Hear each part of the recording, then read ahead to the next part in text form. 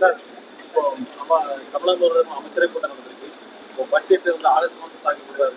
எப்போ தாக்கல் பண்ணாரு? August first week mostly. Honorable Chief Ministerக்கு நிறைய இன்புட்ஸ் வந்து லாஸ்ட் ஒரு 15 days to 16 days அவங்க வந்து ரெவ்யூ மீட்டிங் நடத்தியிருக்காங்க. எல்லா துறை ரீதியாக அமைச்சர்களும் செக்ரட்டரி எல்லாம் மீட் பண்ணியிருக்காங்க. ஆல்மோஸ்ட் ஒரு per day almost 6 hours to 7 hours spend பண்ணியிருக்காங்க. நிறைய இன்புட் ஷேர் பண்ணியிருக்காங்க. அதன் அடிப்படையில் வந்து கேபினட் மீட்டிங் நல்லபடியாக நடந்து முடிஞ்சிருக்கு. வரப்போகிற நாட்களில் ஆகஸ்ட் ஃபர்ஸ்ட் வீக் நல்லபடியாக தமிழக வெற்றி கழக அரசு பதவியேற்ற முதல் தமிழ்நாடு பட்ஜெட் நல்லபடியாக தாக்கல் செய்யப்படும். சார், அன்புங்க நம்ம கட்சிக்கு ஒரு திமுக சட்டமன்ற உறுப்பினர் தொடர்ச்சியாக நேற்று கூட பேசியிருக்காரு.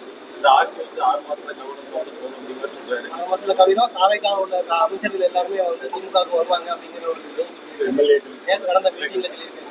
அவர் அறியாண்மையில் பேசுறாருன்னு நினைக்கிறேன். அவர் இன்னும் ரியாலிட்டிக்கு வரல. ரியாலிட்டி அவருக்கு தெரியலன்னு நினைக்கிறேன், பாவம். அதனால தான் அப்படி பேசிட்டு இருக்காரு நினைக்கிறேன். அதான் சொல்றேன், அறியாமையில் பேசுறாரு. அவர் ரியாலிட்டியே இல்லை, ரியாலிட்டிக்கு வரல. அவர் இன்னும் மக்கள் கொடுத்த மேண்டேட்டுக்கு அவர் வந்து மரியாதை கொடுக்குற மாதிரி தெரியல. அவருக்கும் தெரியல, அவர் தலைமைக்கும் தெரியல. முதல் மக்கள் கொடுத்த தீர்ப்புக்கு வந்து அவங்க தலை வணங்கணும் ஃபர்ஸ்ட். சார், அனைத்து துறைகளிலும் ஊழல் ஒழிக்க தமிழக முதல்வர் நடவடிக்கை எடுத்துவாரு. 100% எல்லாம் வெல்கம் பண்ணுறாங்க. இந்த 50-55 டேஸில் எல்லாமே ரொம்ப ஹாப்பியாக இருக்கிறாங்க. எல்லா துறை ரீதியாக நாங்கள் பார்த்துக்கிட்டு தான் வரோம். ரொம்ப சந்தோஷமாக இருக்கிறாங்க. மக்கள் வெல்கம் பண்ணப்போ நீங்கள் வெல்கம் பண்ணுங்கள், சந்தோஷமாக இருக்கும்.